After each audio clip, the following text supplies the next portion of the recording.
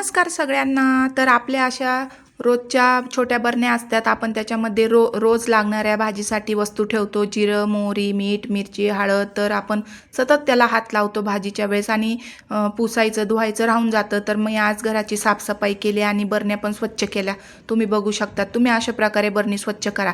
त्यासाठी एक पातेलभर पाणी ठेवलं, थोडंसं गरम झालं, त्यामध्ये निरमा पावडर टाकली आणि एक लिंबू पिळून घेतला, छान असा एकत्र केलं आणि बरण्यांच्या टपामध्ये ओतून दिलं। तुम्ही बघू शकता, त्यामुळे कसं तेलकटपणा चिकटपणा आलेला असतो बरणीला ते स्वच्छ होतात। बघा तुम्ही 2च मिनिटात बरणी कशी स्वच्छ दिसायला लागली। तर तुम्ही हा उपाय नक्की करा।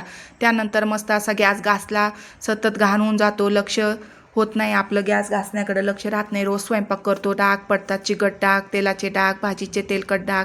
तर मी अशी आज साफसफाई केली तर छान वाटलं, असं सगळं घासलं, किचन वट्टा घासला छान।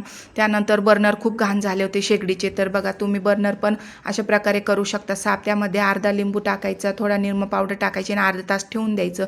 छान असं घासायचं त्याला घासणीने किंवा ब्रशने, सोडा टाकायचा थोडा, नंतर असं मस्त स्वच्छ होऊन जातं। तुम्ही हा उपाय नक्की करा। त्यानंतर मग घासलं, त्यानंतर लिंबूचे असे आपण अशा प्रकारे लिंबूने पण बटनाच्या आजूबाजूला घासायचं, चांगलं स्वच्छ निघून जातं ते मळ। बघा किचन कसं स्वच्छ झालं।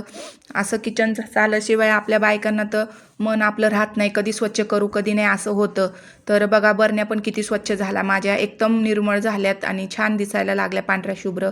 तर तुम्ही पण असा उपाय करा आणि माझ्या चॅनलला सबस्क्राईब करायला विसरू नका, दादा ताई कोणी बघत असतील तर। बाय बाय सगळ्यांना।